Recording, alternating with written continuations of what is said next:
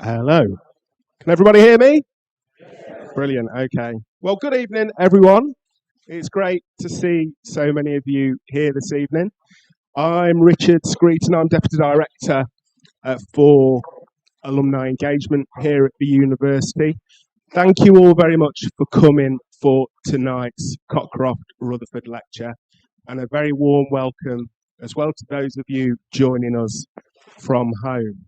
Now, before we get started tonight, we've got a few housekeeping announcements. We're not expecting a fire alarm this evening, so if the alarm does sound, please follow a member of our events team to the nearest fire exit and leave the building and await further instruction. And please also ensure that you have your phones switched to silent. So as head of the Alumni Relations Office, my team and I have the great privilege of looking after the university's relationship with our graduates once they've left us. And we're very grateful to all of those of you who continue to contribute to the life of the university, whether that be through attending events like tonight's, or making donations to the university, or helping our students to make a start in their careers, or just telling your friends and your family and your networks about the great work that the university does. It all makes a massive difference to the institution and to our community. So thank you very much. So without further ado, it's my great pleasure to introduce the President and Vice Chancellor of the university, Professor Duncan Iverson.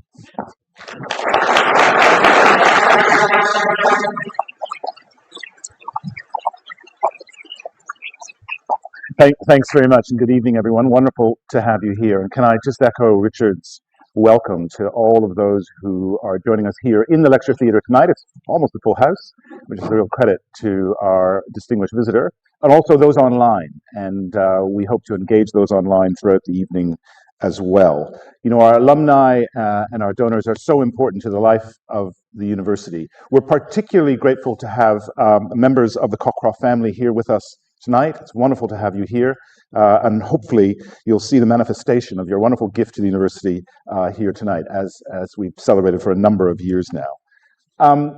So it is a remarkable treat to have Simon Johnson, an alumnus of the university, here with us tonight. It's my almost 1 year anniversary as well. That's not why you're here tonight, I realize that. But it is also an auspicious time for the university. We celebrated our 200th anniversary last year, our bicentenary, and now we're sort of facing into the next century and thinking about our next 100 years, but also in particular our next 10 years.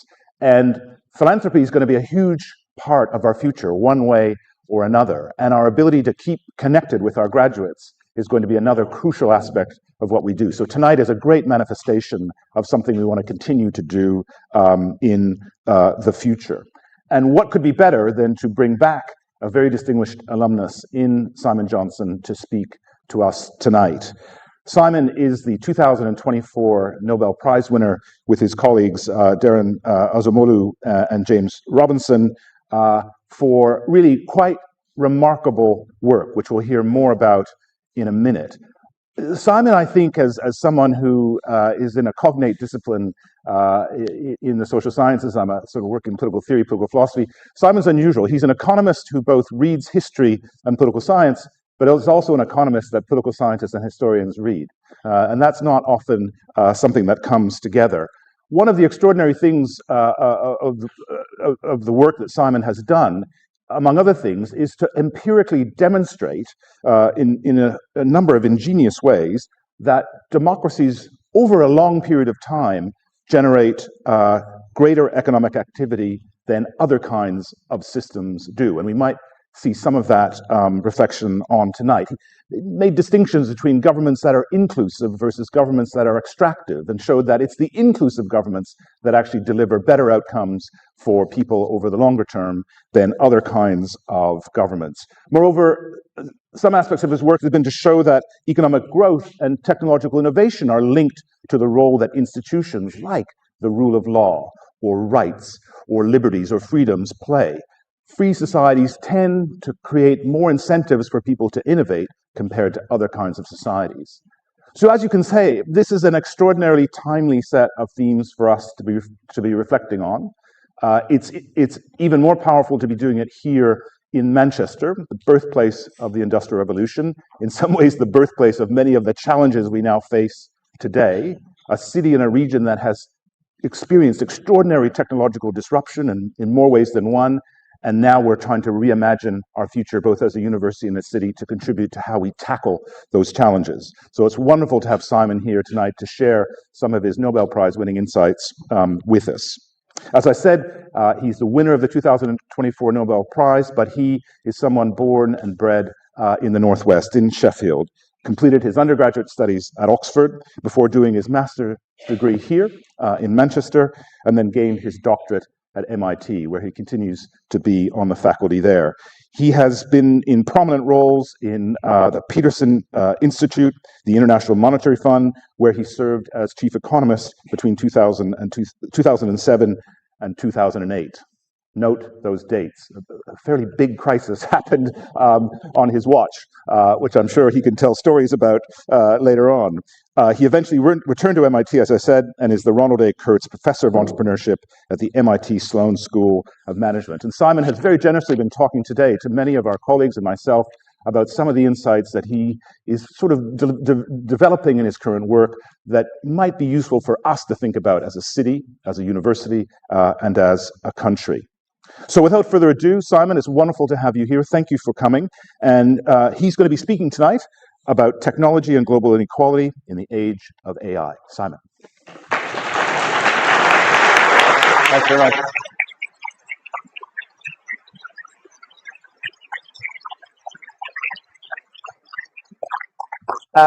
Thanks for those wonderful words of introduction. Thanks for the opportunity to be here. Thank you for coming out tonight. It really is an absolute privilege and an honor and a highlight of my career to be speaking with you today, partly because I'm from the north of England and I identify with the north of England. Actually, I identify with Sheffield Wednesday, but we don't have to spend time on that. Manchester was a very important part of my early life. I spent a lot of time here in the early 1980s, and I came here for a master's degree in 1984, hoping to be prepared for a professional career in economics and to be able to succeed in the highly competitive world of PhD economics. And I'm here today because Manchester helped me with that preparation. And I know it's also a thrill to be here because Manchester, as Duncan just said, Manchester was, in a very real sense, the beginning of the story that I want to talk with you about today. What happened in Manchester, what happened in textiles, what happened in cotton textiles, was both very important for this region, very important for the country and the world, but also I think it teaches us some things about technology, particularly the power of technology, the irresistible urge that humans have to innovate, and the way we change the world with technology, which can bring a lot of good, but it can also bring some more complicated issues. And I think we're grappling with a lot of these issues in the age of AI. Two other things I'd like to say before I start. The first is it's absolutely true and correct that I was the chief economist at the International Monetary Fund in 2007 until the end of 2000, or September 2000, end of August, September, or August 2008. The Lehman Brothers and the other disasters started in September 2008. But it's very important. In the interest of full disclosure, I'd just like to say nothing that went wrong in the world economy since then is my fault. Get that out in the open. But we can talk about the world economy in any of its aspects if you're interested.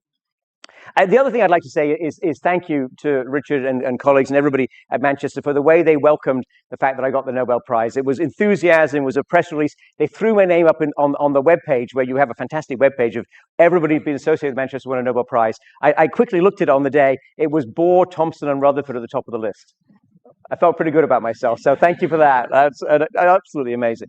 So my topic today is technology and global inequality in the age of AI. Now, this is a massive topic, and there's a lot of research that we do at MIT that we're going to talk about other people doing. But the really important point I want to say, particularly for anybody who is early in their research career or interested in the topic, is there's a lot more to be done. And so I'm going to try and be very honest with you about what we know and the enormous amount that we don't know.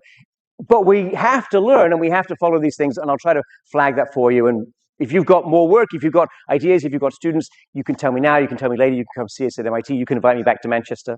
Always happy to come. I'm going to talk about a lot of issues and throw up data and show you pictures, and hopefully I'll get many messages across. But this is my one-page summary slide. This is my attempt to put the key points before you get distracted or I lose the thread. And it's really, the question is really, what kind of technology is AI, artificial intelligence? In its latest versions, we can call it generative AI as a shorthand.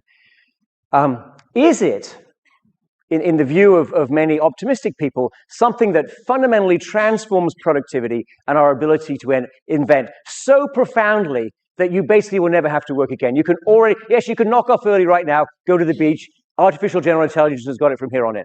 That is a view that you hear. I don't know how often you hear it in Manchester. I hear it a lot on the East Coast of the United States. On the West Coast, that's pretty much all I hear. That there is a very strong techno-optimism view. Okay, then we may have some issues like, what should universal basic income look like? We should get on with designing that future. There's also, of course, a pessimistic view, which is the machines will eat your jobs. The algorithm is here to replace you. And I don't know if you've seen Waymo taxis in operation. There's a lot of those in Los Angeles, for example. This is driverless taxi that drives really quite well. A lot of drivers enjoy it because they can cut in front of the taxi and the accident doesn't occur.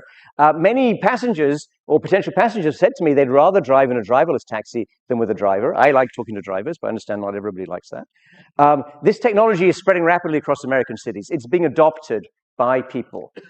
There's no driver, there's no human in that loop. It's entirely replacing people. If that's the kind of technology that we're talking about on a grand scale, then where are the jobs? Who has a job? Who has an income or an ability to earn and acquire skills and so on? Now, our view, me and my friends, I'll talk about my friends in a minute, is that there are, some probability, sure, on these extreme scenarios, but actually much more likely is something pretty much in the middle, where AI is transformative. It does come to all of our lives, and it becomes embedded, I think, in our work lives and in our non-work lives, but it doesn't move the needle that much on productivity. In fact, we expect productivity growth in the United States to remain roughly on the same pattern as before, which is about 1 to 1.5% per year. So it's a contribution, it's significant, it's an important part of what becomes absorbed into the macroeconomy, but it's not a massive game changer at the aggregate level. But at the distributional level, it could still be very significant. And the question is, who benefits more from this technology? Is it a technology that enhances the productivity of, frankly, you and me, highly educated people? Is it a technology that helps people who have less education? And that turns out to be really profoundly important in previous technological transformations that I'll talk about. And I think, honestly, we don't know yet. We'll weigh the evidence together either way. But my main point today is there are choices before us, really important choices. And we can develop forms of this technology that are what we call pro-worker, which includes all kinds of workers, but particularly workers who didn't go to university. A lot of these people have been left behind by the digital transformation since the 1980s, and this is a big part of the widening inequalities we've experienced in the United States, and I think also in the UK. And it's, for reasons I'll talk about, fed into other forms of social and political polarization in a really unfortunate manner. But the key, I think, most important point about technology in our read of 1,000 years or more of technological developments is that these are choices we make as a society, as individuals, as entrepreneurs, as organized universities, as scientists. And if we push ourselves in the direction of developing technology in a way that helps more people, particularly the productivity of people with less education, we will get better social outcomes, I think better economic outcomes, I think better commercial outcomes. And I honestly believe, and you may buy the story, you may not. You may go away and think about it, you may not. I understand entirely. I say the same things to everybody that I meet around the world. I meet a lot of people. But I honestly believe that a place like Manchester and a place like the University of Manchester could really be at the center of this kind of transformation of technology and this kind of progress in a way that would be good for you, good for the region, good for the country, and good for the world. If you don't want to do it, someone else will. I talk to a lot of people, and eventually I'm persuasive. Of course, we also have to ask the question, which is who decides? Who has the power to decide? Who's in charge? Who makes the rules? And is this a passive? Is this something that just comes to us? Is this something that the rules come down, descended from, I don't know, Whitehall or wherever Elon Musk is today?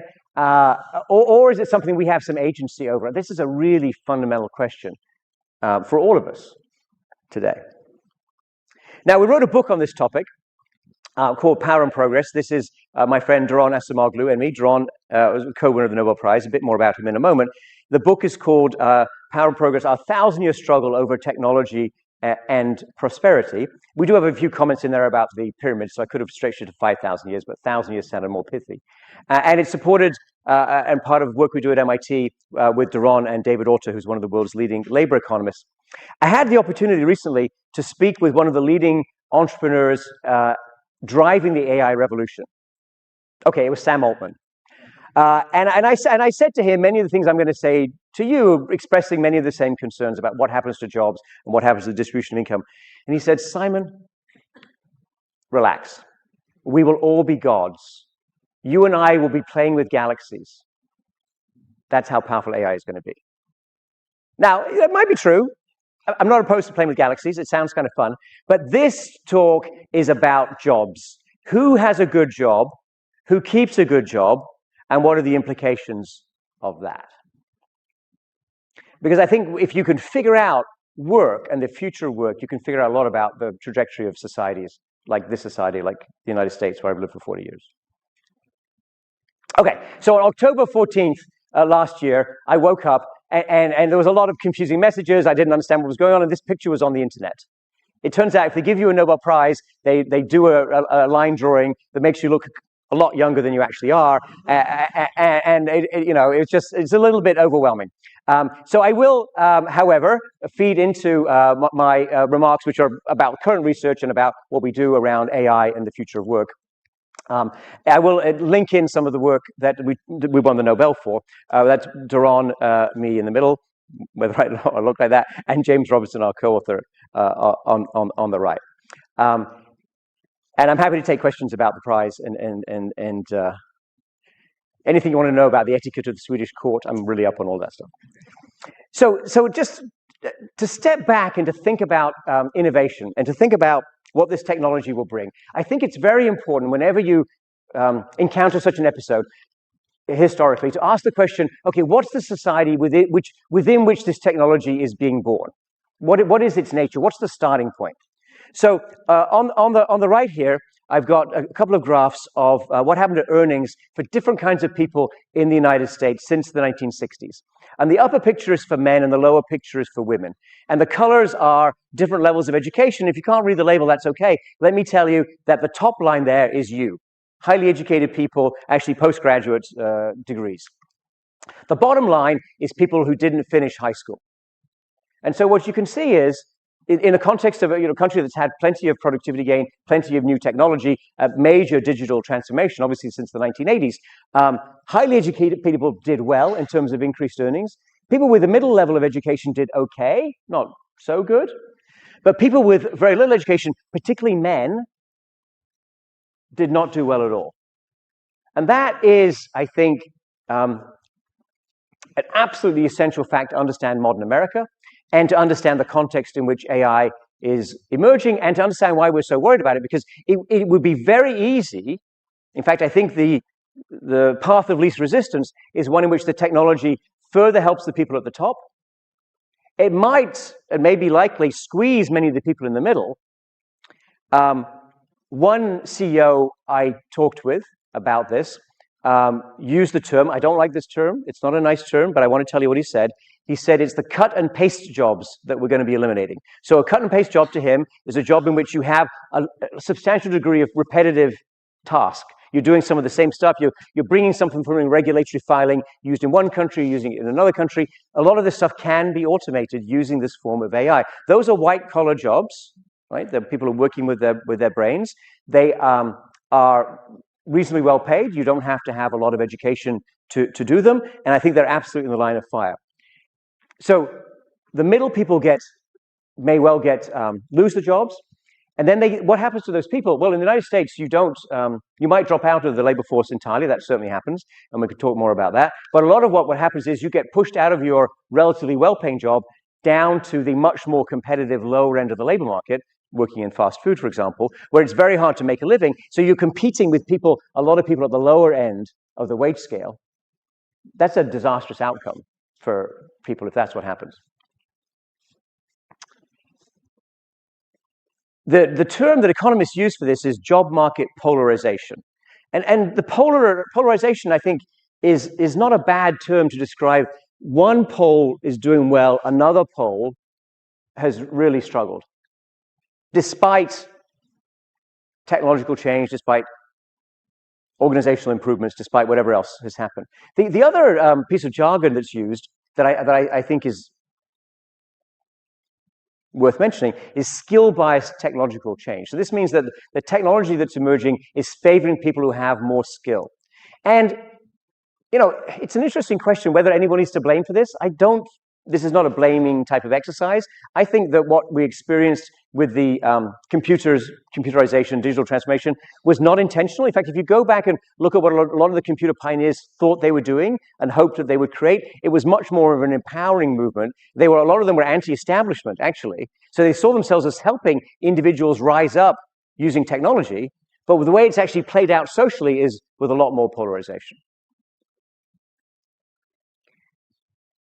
So the main thing we're focused on, and I'll talk about, is in this talk anyway, is this these job market outcomes, job market polarization. But I have to emphasize, and you all know this, but I really need to say it out loud, that there are serious risks from the development of AI for democracy, for mental health, and reinforcing all the issues we've seen so far from social media for children.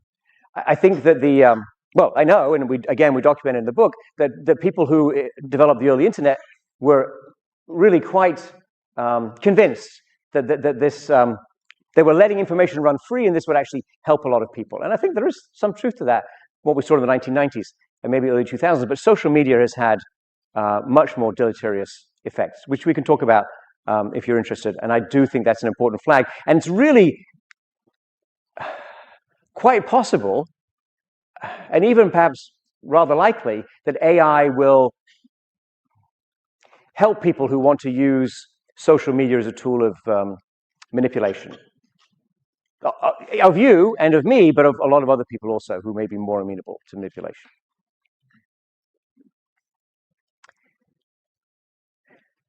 So we have quite a lot to say about what may happen within the United States. As I said, we're not in a position to be able to give you a decisive answer on what will happen to inequality, but we have a number of pointers. It is much less clear what's going to happen around the world.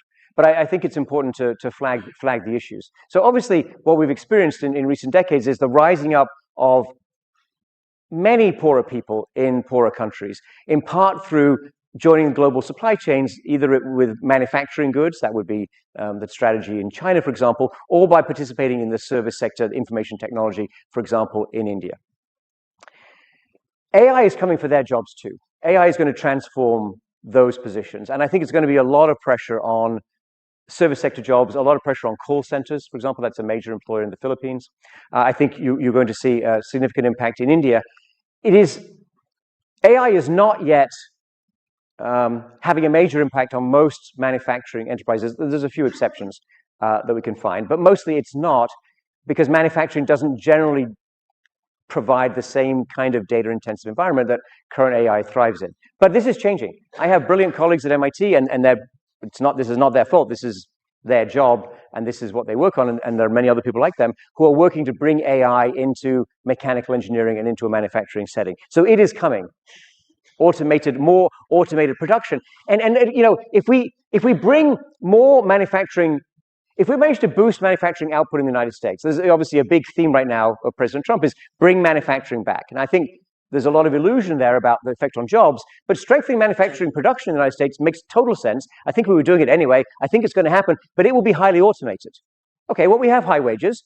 That actually makes sense. We can have some very competitive manufacturing. We do have some very competitive manufacturing in the US with a lot of automation. We'll do more and we'll have more automation. But those same forms of automation can easily and will naturally spread around the world, and they'll appear in countries with much lower wages than the United States. So what happens to those countries? What happens to the inequality between the US and other places? This is going to be a problem. At the same time, I want to stress that AI has real potential for helping poorer people, particularly if it expands access to education. There's a lot of barriers to getting a good education in low-income countries, like the schools don't operate well, and healthcare. Again, I understand you might have reservations about your healthcare system. That's one topic I won't talk about today. But in other countries, it's much more problematic. So if AI can break down those barriers, if AI can increase access, if AI can improve health, that would be amazing. That would be transformative for lower income countries.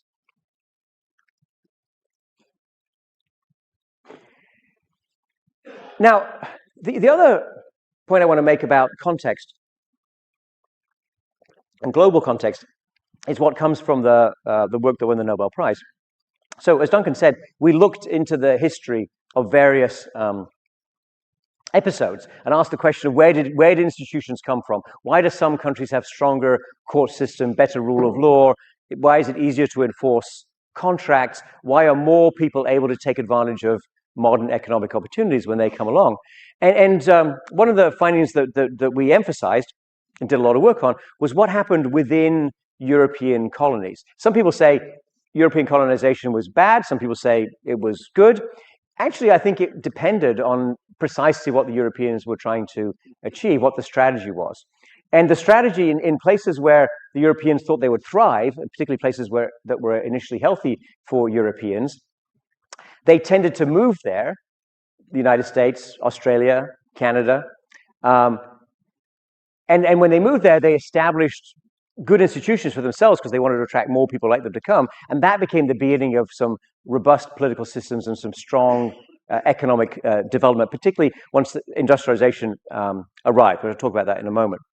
Other places, though, the Europeans honestly were just there to extract the value, whatever value they could. They had a very short time horizon. They had extremely extractive institutions. And the really sad part of this story is that even once colonization ended, most colonial episodes, as you know, ended 70, 60, 50 years ago, the same institutions, the same rules have persisted. I mean, it's a very unfortunate truth. It makes a lot of people extremely uncomfortable. I understand that. And I want to emphasize that what the Europeans did was primarily, or at the beginning, perhaps almost entirely for themselves. In some countries, they then spread, the rights have spread, and it's been a struggle and a long fight. And in some of these former settled colonies, many people have better rights now than before, but perhaps not everyone. This effect of institutions was so strong that countries, places that were initially quite poor became substantially richer over the past 200 years. And places that were really quite well off relative to other colonies and also relative to Europe initially, those places really struggled. So the imprint of Europe on the world, it's not that what happened to you in 1500 or 1700 is predestination. Absolutely not. There are ways to escape poverty traps, and there are ways to fall into different kinds of traps, even if you started with some early advantage. But this European legacy has proved long-lasting, and it has cast a very long shadow over what we see in the world today. And I would also like to emphasize, and this is really important for thinking about modern America, that even in places, well, particularly true in the United States, also some other countries, but let's focus on the United States, even places that had and developed and eventually shared relatively good institutions and good rights for many people. Some of these places, well, the United States had a deep and dark version of slavery that lasted for a long time. And even when slavery ended, this actually shows you, the picture on the left is the extent of slavery at the time of American independence. And the picture on the right is slavery in 1860, before the Civil War, because the slave system spread south and west. And actually, the slavery that spread, and this is, again, uncomfortable history, even from this distance, the slaves were there, the slaves spread, the slaves were moved under terrible conditions, families were broken, and more than 1 million people were moved forcibly to the deep, what we now call the Deep South, to produce cotton. because it was American slave-produced cotton that fed the mills of Manchester in the pre-Civil War period. The real transformation, the real improvement in living standards that we've had in all the countries that the benefit over the past couple hundred years came from industrialization. And I think it's very important to ask the question, what do we need to, if we're going to benefit from AI, if we're going to gain from AI, what does it take? What have we learned about experiences in the past? Well, in 1851, as you probably all heard, there was a great exhibition in Crystal Palace. The Crystal Palace exhibition is actually held in Hyde Park in London. And the Americans showed up. So everybody around the world was invited to show up and bring their greatest industrial achievements. The Americans showed up, and I'm not kidding you, their initial exhibits were almost entirely some stuffed animals. I don't mean cuddly toys, I mean animals they'd shot and stuffed, and the guns they'd used to shoot those animals. And there was a fair amount of hilarity about the American lack of contribution to industrial progress, because the British contributions, the French contributions, the German contributions were pretty darn impressive already. By 1890, the US was the world's largest manufacturing power. If you want to ask the question, when did the US take over? When did the US push aside Britain for industrial leadership? When did the US assume its current place in the world? The story has to start in the mid-19th century with this industrial transformation. How did they do it? Well, it's really interesting. It was all about machines, and it was all about factory production. And the really astonishing thing about this productivity transformation was that they took unskilled immigrants who didn't really speak much English, put them to work in these factories. They were immensely productive. Their skills were augmented by these machines, and new tasks were created for these humans that humans had never done before. This is the key to harnessing the power of technology. Technology and machines will always involve some degree of automation. Automation is replacing people with machines. I'm not opposed to automation. I'm not opposed to technology. I work for MIT. The T stands for technology, Massachusetts Institute of Technology. But I want to be honest with you. Automation means somebody's out of a job. But you can still gain, and they did gain, in terms of real wages and improved living standards, not just in the US, but also in other countries that began to adopt this technology. By the late 19th century, American technology was coming back into the UK, and factories were being set up to build sewing machines, for example, or farm equipment. New tasks. You need to create new tasks that require expertise. So if it's a new task that requires no skill, and I can hire somebody off the street, I'm sorry, I'm not going to pay you a lot of money to do that, right? Because I can go hire somebody else. If it's something that requires you to have some accumulated knowledge, for you to have some commitment to the enterprise, for you to have some understanding of my processes, yeah, I'm going to pay you a premium wage because I want you to stick with it. I'm going to reward that. That's what we're looking for. That's what has to emerge. That's what did emerge in the 19th century and spread around the world. And this is the time when the US overtakes the UK. As I mentioned, it's also the time when India and China, which were previously serious industrial powers, obviously the level of industrial production in the mid-18th century was much lower than subsequently, but they were big, important producers of industrial goods. India had some of the best ceramics, some of the best textiles, and some of the best metal made in the world, and they lost all of those positions in part due to the competition that emerged from the north of England, primarily, but also because of the way the colonial system was operated. I came up this morning on the train from Euston. It didn't look like this one, but it kind of did, you know. I mean, and I think this is an important point, which is when did the positive transformation really take hold in the north of England? Actually, in Manchester. And if you go back and look at the history of, for example, the textile industry, there's tremendous technological innovation from, well, we can say 1760s or 1770s. There was mechanization of the spinning industry, and that drove down the price of spun cotton, and was actually quite good news for the weavers. But by 1800, as I think you probably all know, there was a mechanization of cotton weaving that did not create positive spillovers or new tasks for other people in upstream or downstream. It mostly drove a lot of weavers and former weavers into dire poverty.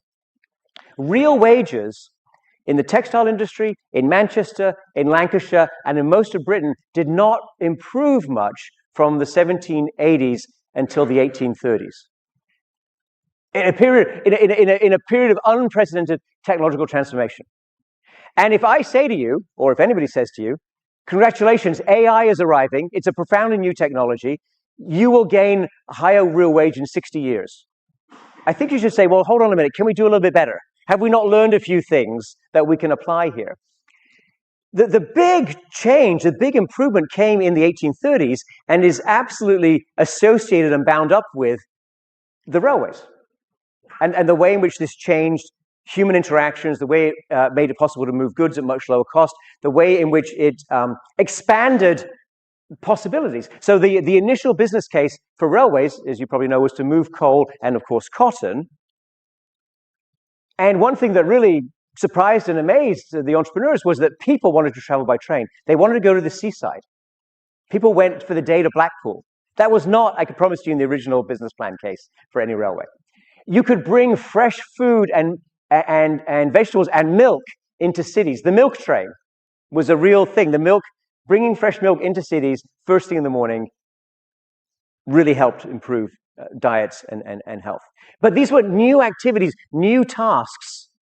This is an essential part of the process of innovation, harnessing the technology. I have George Stephenson's rocket here because this was obviously a massive breakthrough. This is the engine that prevailed at the Rainhill trials in 1829. Rainhill trials were a fantastic combination of Nobel Prize and reality TV event. Thousands of people showed up to watch it. The one thing to keep in mind is that George Stephenson not only won the Rainhill trials, he actually was in charge of it. So, good question whether that fits with modern governance. By the late 19th century, we had this kind of engine that you see at the top, pulling out of or getting ready to move out of Euston.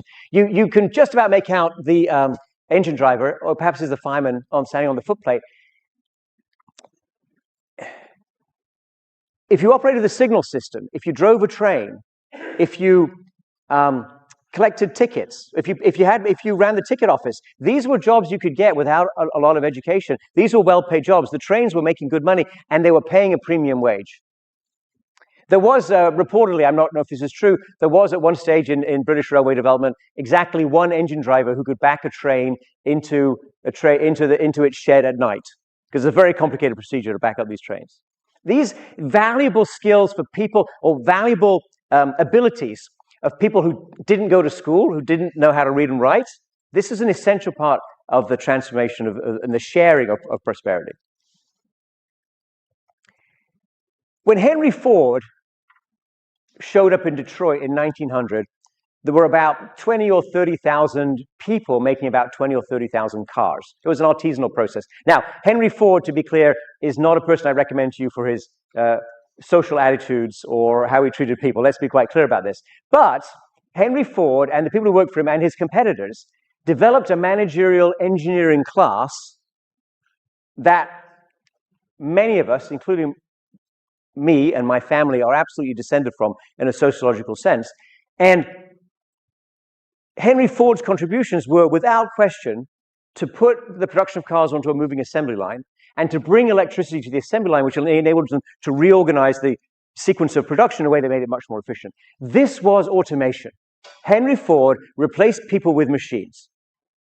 But what the car industry did was also create a vast number of new tasks, upstream and downstream, around that assembly process. And by 1929, Ford and GM combined were making 3 million cars, and the auto industry in the United States employed 300,000 people, and the car was transforming America. Not everything, I understand, you may not love everything about the car and its implications and the impact on the environment, that's fine, but this was a profound productivity transformation. And then wages rose.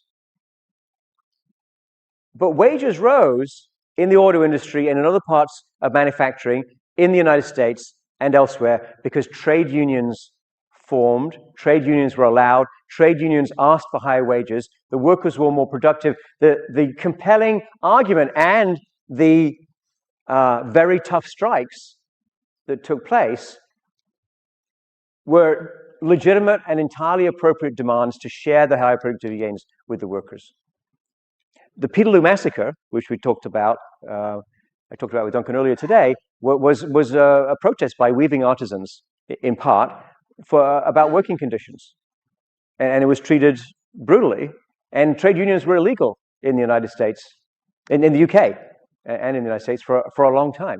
And I think it's very important to remember, whatever you think about trade unions today, whatever you think about the future of trade unions, that was an essential part of this sharing of prosperity. And I also emphasize, particularly for my American friends right now who are, well, okay, they're not friends, but the Trump administration that is backing away from science and backing away from essential investments in technology, and also disrupting American universities in a terrible and massively self-defeating fashion.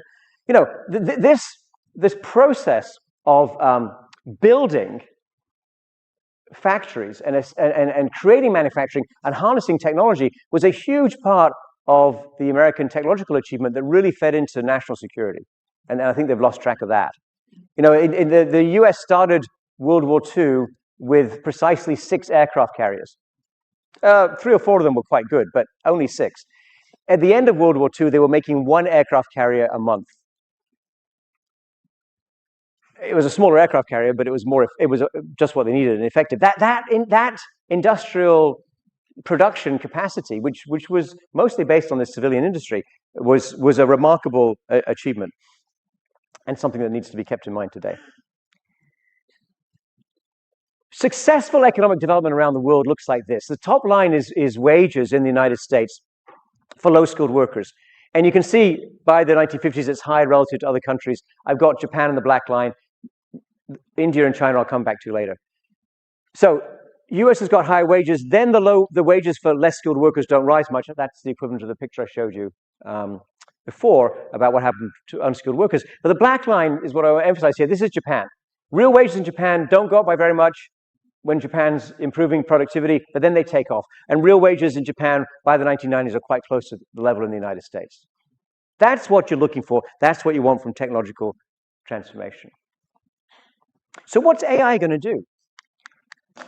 Well, it's surely going to replace people. There's absolutely a high degree of automation. I mean, that's the vision. That's what people will tell you that they're going to do. That's what the industry is quite proud of. And I'm not opposed to that. Plus, you can't stop it.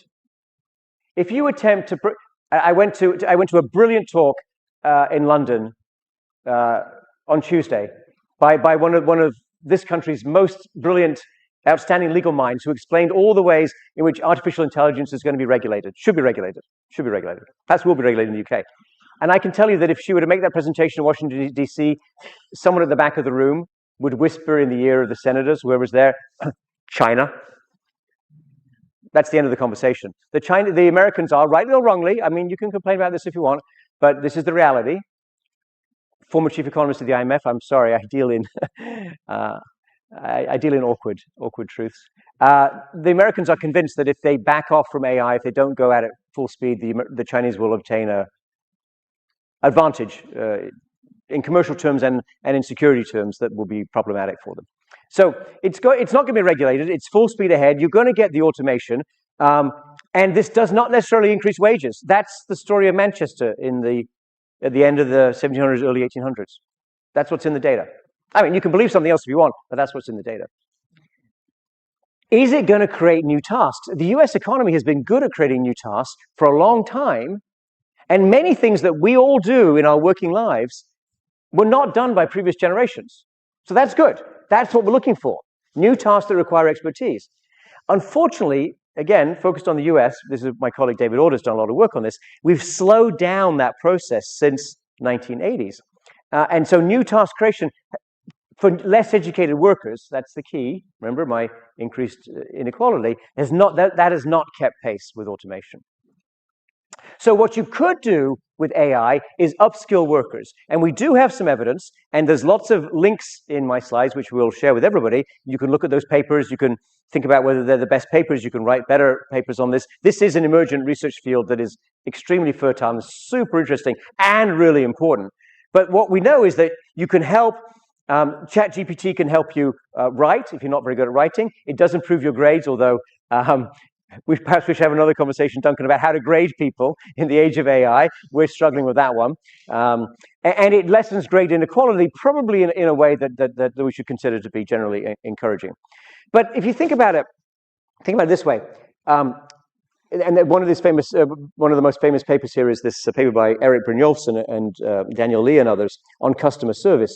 So using AI in customer service for relatively complex IT tasks does seem to help the less skilled, the less experienced. It makes them more satisfied with their work, and it makes the customer or the people they're helping happier. So that's good. But the problem is that the people who are developing this technology and the people who are employing this in the customer service centers have a very clear plan, which they're quite honest about, which is to replace the people entirely.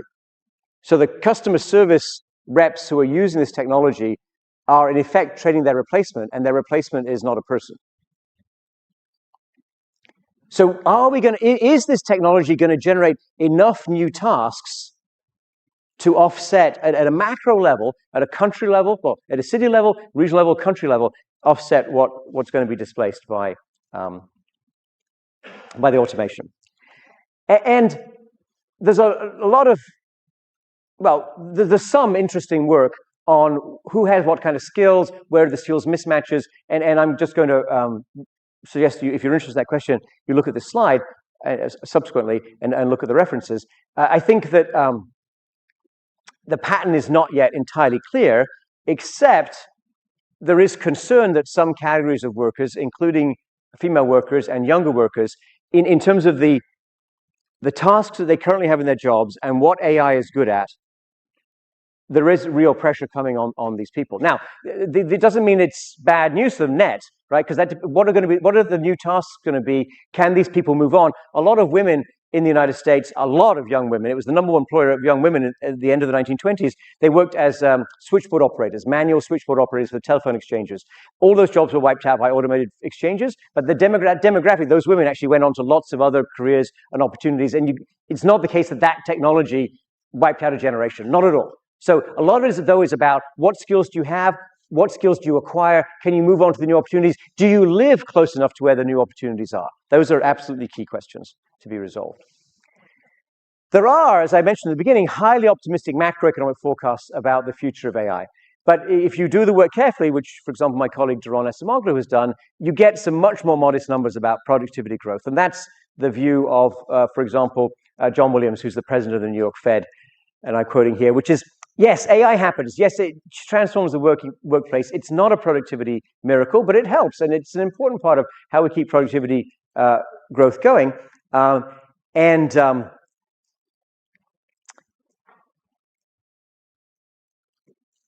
We should be prepared for those relatively modest macro outcomes, along with a lot of distributional impact. And here's the global point that you need to think about, which is,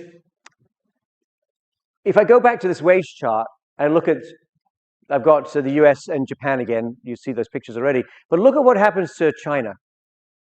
So China has had an amazing transformation. China has had a great long-lived episode of modernization. Chinese wages were flat until the early 2000s, and after that, they won't give you the data. And if you get the data, well, bad things happen to you, at least if you're a Chinese economist. So we're operating in a world in which a lot of workers do not have unions, labor representation, anything that turns higher productivity into higher wages. They are competing with you and your communities and the people around you in these global supply chains that are now powered by AI. I think the AI is a problem for China, but I want to put it in that global context where it's a problem for us as well. Now, I did promise Richard that I would plug Manchester as a regional hub and as an important part of economic development in the UK, which I totally believe in, Richard, okay? Let's be clear. And it fits with work that I've done on the United States, where a huge amount of the innovation in the US has been concentrated in a few places that have become consequently extremely expensive places to live, mostly because they don't build any additional housing. So there's a very strong case, which I've made with my colleague, John Gruber, for developing so-called second cities or new tech hubs and pushing to have R&D and scientific innovation and commercialization happen in those places in the United States. And I think it's absolutely compelling and an overwhelming case to think of the UK in those terms too, including for Manchester. We also need to have, and it's just, I'm laughing because it's so painful, the importance of funding science and supporting science and commercializing science, which is a major lesson of the American experience over the past 70 or 80 years. These are things that, these arguments were won, these facts were proven, these achievements are legendary, and yet the US is backing away from this sector, which is terrible for the United States and an amazing opportunity for the UK.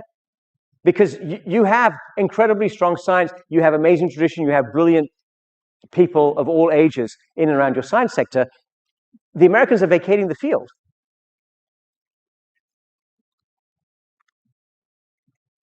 And many places have the ability to become really dynamic technology hubs, for example, in the United States, but I think also in the UK.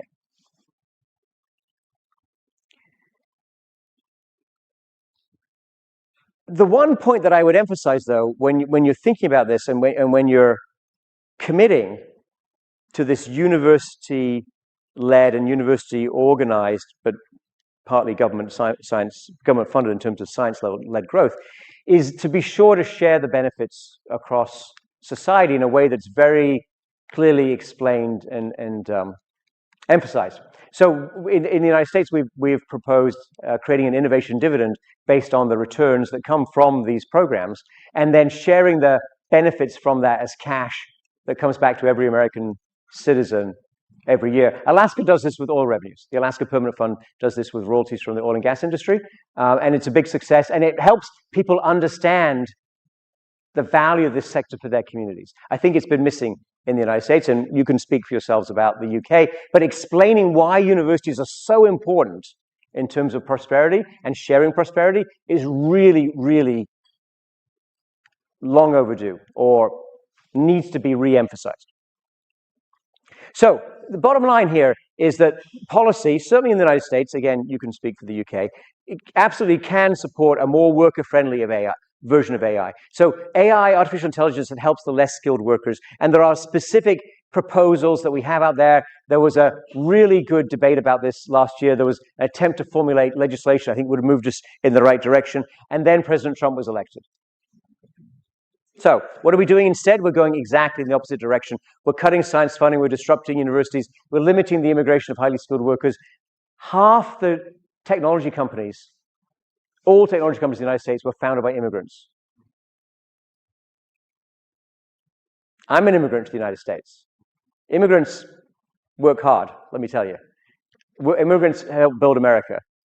Immigrants are now being treated very badly. Again, massive opportunity for other countries like you in terms of thinking about where's the talent around the world, where do they want to work, where do they want to build careers, where do they want to build companies, where do they want to employ people, what kind of business partnerships do they help you build around the world.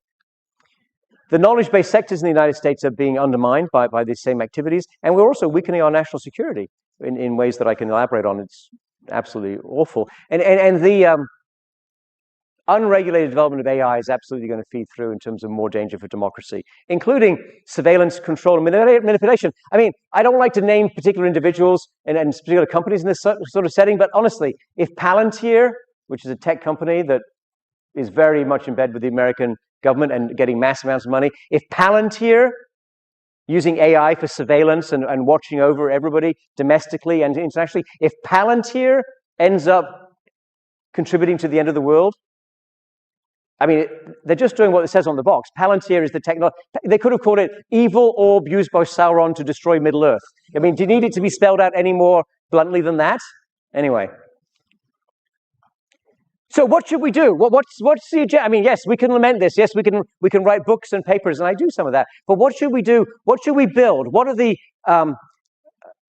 what's the technology direction that can be encouraged? Well, you tell me, and absolutely open to ideas, and I think many thousands of flowers should bloom in this space. What we're doing at MIT is work on what we call pro-worker AI and working with technologists on attempting to move ideas and visions in that direction. We're trying to change and improve, or maybe save, global public health, which the American government had some responsibility for and involvement in until recently, and they've now totally backed away. When it comes to infectious disease,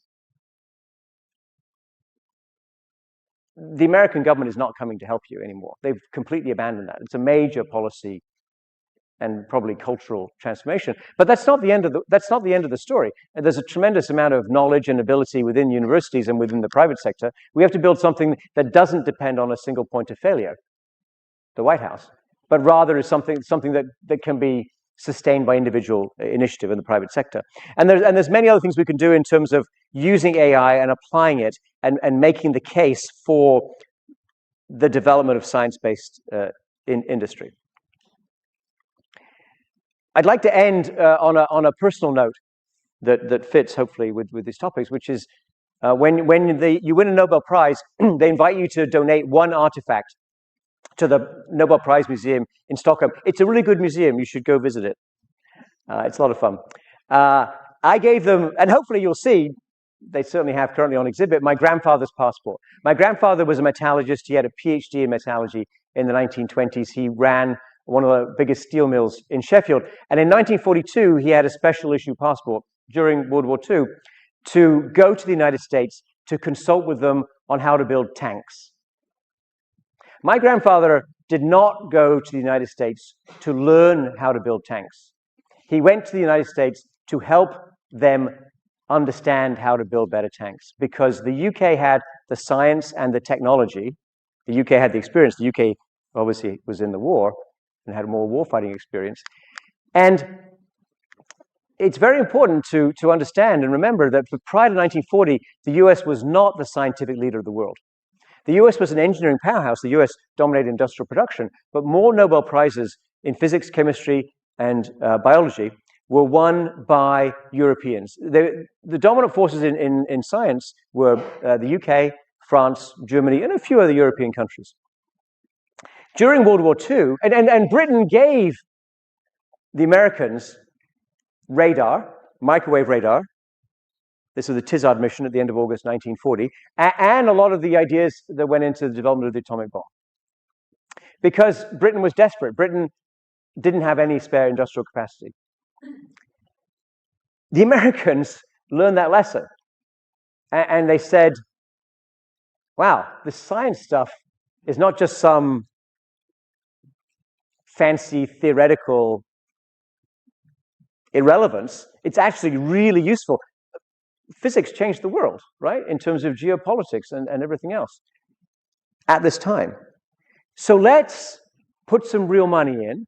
Let's support universities. Let's grab the scientific leadership. Since World War II, the United States has dominated the winning of science Nobel Prizes, and across most fields has a very strong, if not dominant, position. That was a conscious decision reaction to those global events. And that built an incredible system. That built one of the strongest, one of the most productive sectors in the US, one of the strongest export sectors, universities. And that's now massively under threat. So my grandfather died when I was 2 weeks old, and I never met him. But my mother, who also passed away unfortunately a long time ago, talked about him a lot when I was young, and I think that